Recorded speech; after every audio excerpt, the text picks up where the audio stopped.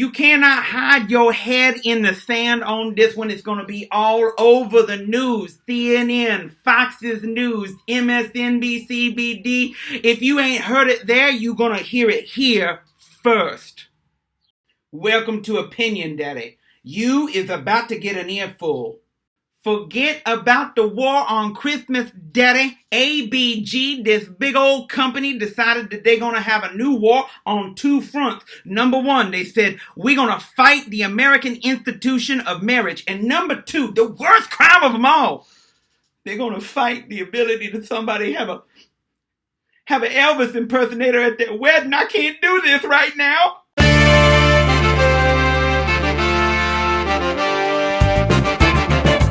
The Authentic Branding Group has sent cease and desist letters to chapels all over the Las Vegas area, effectively ending the long-standing tradition of people getting married in front of an Elvis impersonator. They're going after our traditions, people. They're trying to end it all for us. Disrespect. The blatant disrespect. You might as well burn the Christmas tree. You might as well go up on somebody's stoop and do your business in there, jackalope pumpkin, Daddy.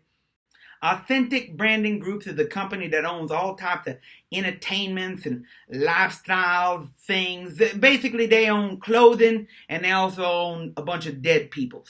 This company owns all sorts of dead people. Elvis Presley, Marilyn Monroe's, Muhammad Ali's. They also got Julius Erving's as well. Wait, hold on now. I just did a Googling and it's saying Julius Erving. Julius Erving, you ain't dead. How come you don't call me no more, Daddy? But look at here, they don't just own dead people. They got to Shaq before he should keeled over. Now, you might say that Elvis is their property, and they have the right to do with whatever they want to do with that dead man. But I'm going to counterpoint with this one right here. Just because you have the right to do something doesn't mean what you're doing is right, Daddy. We're talking about a company making money off of a dead man by saying that other people can't make money off of that dead man, Daddy. I mean, that is if you believe that he's dead, because there's some compelling evidence out there saying right now that he is still with us. Weddings on Demand is a $2 billion business for Las Vegas, Daddy. $2 billion. And a lot of those weddings on demand, they involve Elvis impersonations. This business helps out Las Vegas. There's this thing you learn about as you grow up and mature as a person. It's called punching down. You don't want to punch down because it reveals a lot about who you is. You might say to yourself, $2 billion? Well, that ain't punching down. That's punching straight across and maybe even up. But this is $2 billion spread across a lot of family businesses, Daddy. Family businesses, small little businesses. How can you allow the big guy to stomp on the little guy? Now, I could understand if Adidas came up and started playing Heartbreak Hotel over some shoe commercial. You could be mad about that. You own a dead man. And you can't let him be singing for some other shoe company, especially when you also own Airwalks and Reeboks. How is this encroaching on your finances? How?